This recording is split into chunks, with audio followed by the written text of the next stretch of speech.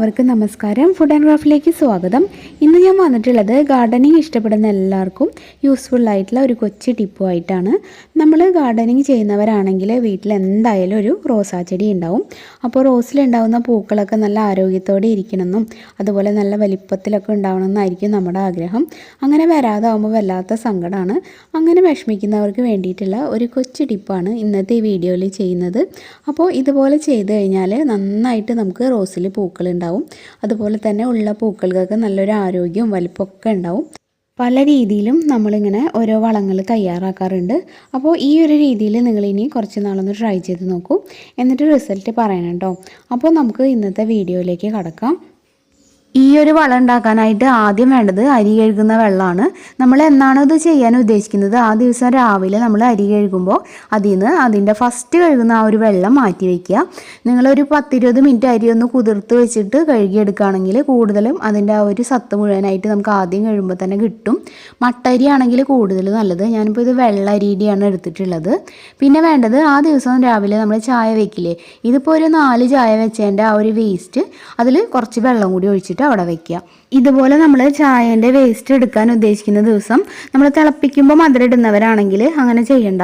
ചായ ഉണ്ടാക്കിയതിന് ശേഷം മധുരം ഇട്ടാൽ മതി. അപ്പോൾ നമുക്ക് ആ ഒരു വേസ്റ്റിൽ മധുരം വേണ്ട. അതുകൊണ്ടാണ് ഇതിപ്പോൾ ഞാൻ പാൽ ചായ ഉണ്ടാക്കിയതിൻ്റെ ഒരു വേസ്റ്റാണ്. പാലിൻ്റെ ഒരു അംശം കൂടി ഇതിലുണ്ട്, അത് കുഴപ്പമില്ല. എന്നിട്ട് നമുക്കതിൽ വെള്ളം ഒഴിച്ചിട്ട് മാറ്റി വയ്ക്കുക കേട്ടോ. ഒരു 2-3 മണിക്കൂർ കഴിയുമ്പോൾ ഇതുപോലെ ഒരു ചായ പോലെ തന്നെ ഏകദേശം ആയിട്ട് കിട്ടും. ഫ്രഷ് ആയിട്ടുള്ള ചായയുടെ വേസ്റ്റ് അല്ലേ ഇത്. അപ്പോൾ ഇത് രണ്ടും മാറ്റി വയ്ക്കുക.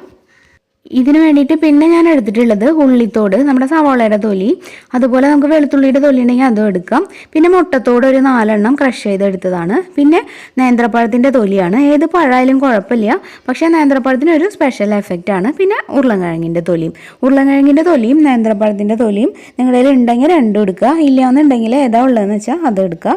രണ്ടിലും ധാരാളം പൊട്ടാസ്യം അടങ്ങിയിട്ടുണ്ട്. അതുപോലെ തന്നെ നൈട്രജൻ, ഫോസ്ഫറസ് ഇതൊക്കെ ഉള്ളതുകൊണ്ട് ഇത് രണ്ടും ചെടികളുടെ വളർച്ചയ്ക്കായാലും അതിൻ്റെ ആ ഒരു റൂട്ട് സ്ട്രോങ് ആക്കാനും നന്നായിട്ട് പൂക്കൾ ഉണ്ടാവാനൊക്കെ വളരെ നല്ലതാണ്. അപ്പോൾ ഇത് രണ്ടും ഉണ്ടെങ്കിൽ രണ്ടും എടുക്കുക, അല്ലെങ്കിൽ നമുക്ക് ഏതാണ് ഉള്ളതെന്നുണ്ടെങ്കിൽ അത് എടുക്കുക. പിന്നെ നമുക്ക് കുറച്ച് വേണ്ടത് ഈ ആര്യവേപ്പിൻ്റെ ഇലയാണ്. ആര്യവേപ്പില്ലേ, നമ്മുടെ കഴിക്കുന്ന വേപ്പ്, അതിൻ്റെ ഇല നിങ്ങൾക്ക് ഫ്രഷ് ആയിട്ട് കിട്ടുന്നുണ്ടെങ്കിൽ ഫ്രഷ് ആയിട്ട് തന്നെ ചേർക്കുക. ഞാനിപ്പോൾ ഇത് തണലത്തിട്ട് ഉണക്കിയിട്ട് സൂക്ഷിക്കുന്നതാണ്. അതിൽ നിന്ന് ഒരു പിടി എടുത്തിട്ടുണ്ട്. ഫ്രഷ് ലീവ്സ് കിട്ടുന്നവർ അത് ഫ്രഷ് ആയിട്ട് തന്നെ ചേർക്കുക കേട്ടോ. അത് വളരെ നല്ലതാണ് നമ്മൾ ഈ ഒരു വളം ഉണ്ടാക്കുമ്പോൾ അതിൽ ചേർക്കുന്നത്. ഇനി ഇതെല്ലാം ഒന്ന് മുങ്ങി നിൽക്കുന്ന അത്രയും അളവിലായിട്ട് നമുക്ക് വെള്ളം ചേർക്കാം. എന്നിട്ട് ഇതൊന്ന് തിളപ്പിച്ചെടുക്കണം. ഇപ്പോൾ ഞാൻ ഗ്യാസൊക്കെ ഓൺ ചെയ്തിട്ടുണ്ട്. ഒരു മീഡിയം ഫ്ലെയിമിലാണ് ഇപ്പോൾ ഇട്ടിട്ടുള്ളത്. ഇതൊന്ന് തിളയ്ക്കാൻ വെയിറ്റ് ചെയ്യുക. തിളച്ച് തുടങ്ങുമ്പോൾ അത് ലോ ഫ്ലെയിമിലാക്കിയിട്ട് ഒരു 5 മിനിറ്റ് ഒന്ന് തിളപ്പിച്ചിട്ട് ഇത് മൂടി വയ്ക്കുക കേട്ടോ.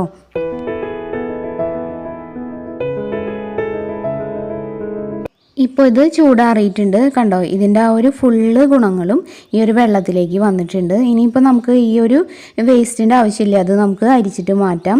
കാരണം വെറുതെ എന്തിനാ അതുകൊണ്ട് ഇടുന്ന എല്ലാ ഗുണങ്ങളും ഇതിൽ തന്നെ കിട്ടിയിട്ടുണ്ട്.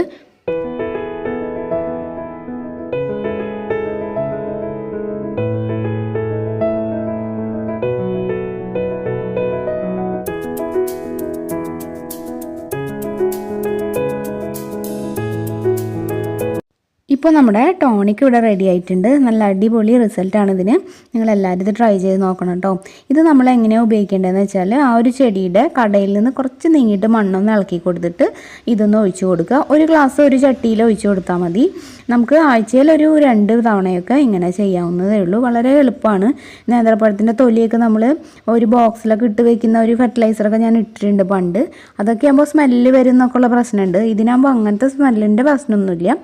ആർക്കും പെട്ടെന്ന് തന്നെ ചെയ്യാൻ പറ്റുന്നതാണ്. നമ്മൾ ഇന്ന് ചെയ്യണമെന്നുണ്ടെങ്കിൽ ഇന്ന് എല്ലാം കൂടി എടുത്തിട്ട് പെട്ടെന്ന് അങ്ങോട്ട് തയ്യാറാക്കി ഒഴിച്ചു കൊടുക്കാം. അപ്പോൾ ഇൻസ്റ്റൻ്റ് ആയിട്ടുള്ള ഈ ഒരു ടോണിക്ക് എല്ലാവരും ചെടികൾക്കൊക്കെ ഒന്ന് ഒഴിച്ചു കൊടുത്ത് നോക്കുക. റോസാ ചെടിക്ക് മാത്രമല്ല കേട്ടോ, ഏത് ചെടിക്കും നമുക്കിത് യൂസ് ചെയ്യാവുന്നതേ ഉള്ളൂ. അതൊന്നും ഒരു പ്രശ്നമില്ല. നാച്ചുറൽ ആയിട്ടുള്ള സാധനങ്ങളാണ് ഇതിലെല്ലാം ഉള്ളത്.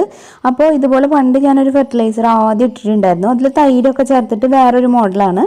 ഇത് വേറൊരു രീതിയിലാണ്. എന്തായാലും രണ്ടിലും നല്ല റിസൾട്ടൊക്കെയാണ്. നിങ്ങൾക്ക് ഏതാണ് സൗകര്യം എന്നുണ്ടെങ്കിൽ അത് ചെയ്യാവുന്നതേ ഉള്ളൂ. അപ്പോൾ ഈ ഒരു വീഡിയോ വീഡിയോ നിങ്ങൾക്ക് എല്ലാവർക്കും ഇഷ്ടമായിട്ടുണ്ടാവും എന്ന് വിചാരിക്കുന്നു. വീഡിയോ ഇഷ്ടമായിട്ടുണ്ടെങ്കിൽ തീർച്ചയായും ഈ വീഡിയോന് ഒരു ലൈക്ക് തരിക. ഈ വീഡിയോ നിങ്ങളുടെ ഫ്രണ്ട്സിനും റിലേറ്റീവ്സിനും ഒക്കെ ഒന്ന് ഷെയർ ചെയ്ത് കൊടുക്കുക. അതുപോലെ നിങ്ങളുടെ അഭിപ്രായങ്ങളൊക്കെ കമൻറ്റിലൂടെ അറിയിക്കുക.